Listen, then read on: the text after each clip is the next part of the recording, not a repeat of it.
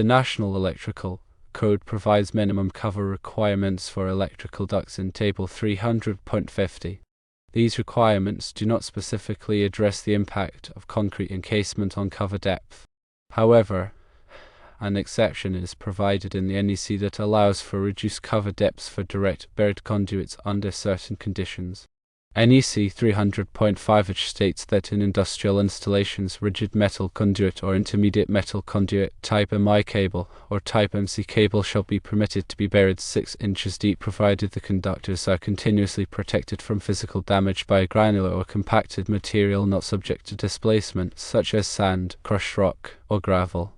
This exception could be interpreted to allow for shallower cover depths for concrete encased ducts in industrial installations, provided that the following conditions are met. Firstly, the ducts are encased in a solid concrete mass. Secondly, the concrete mass has adequate strength to protect the ducts from physical damage. And thirdly, the concrete encasement is not subject to displacement.